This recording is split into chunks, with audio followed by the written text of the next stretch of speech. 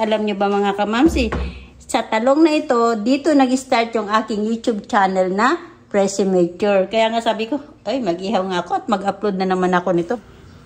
Meron tayo dito nakuha sa ating garden na 3 piraso na talong. Iihawin natin yan at gagawin natin yan na pang-almusal. Luto na yan mga kamamsi. I-off na natin yung ating stove. Diyan ko na inihaw kasi 3 piraso lang naman eh. And then, babalatan ko lang ito. So ayan, nabalatan na natin yung ating talong. I-slice natin yan ng maliliit. At alam nyo ba mga kamamsi, may kwento ako sa inyo. Dito sa talong na ito, nag-start yung aking YouTube channel. Yun ang first na upload ko sa aking video. Kaya nga sabi ko, ay mag-ihaw nga ako at mag-upload na naman ako nito. Baka sakali. So, slicein muna natin yung talong. Dito ko na sa pinggan i-slicein kasi hindi ko naman ididigin.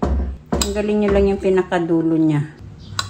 So, ganyan lang po, slicein lang natin. Ayan.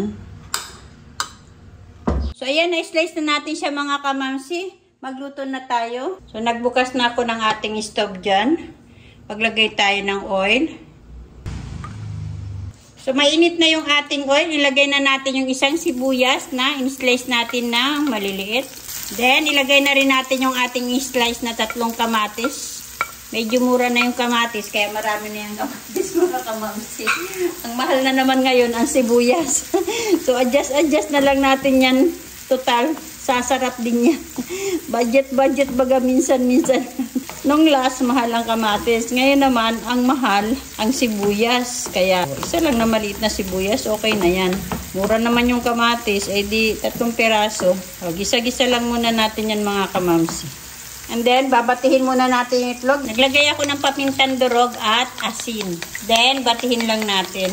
So, ayan, nagisa na natin yung ating sibuyas at kamatis. Ilagay na rin natin yung dinurog-durog natin o in-slice natin na inihaw natin na 3 pirasong talong.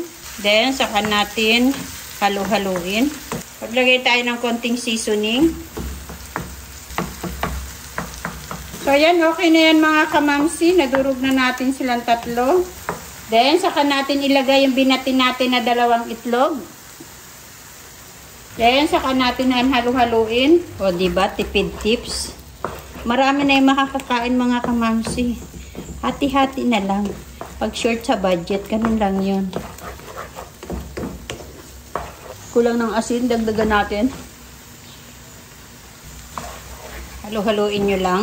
Titikman nyo lang siya mga kamamsi. Kayo nang mag-adjust sa asin.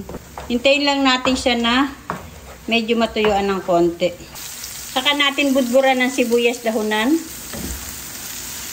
Eto na mga kamamsi, ang libreng talong na hinarvest natin sa ating mini garden. Kain po tayo mga kamamsi!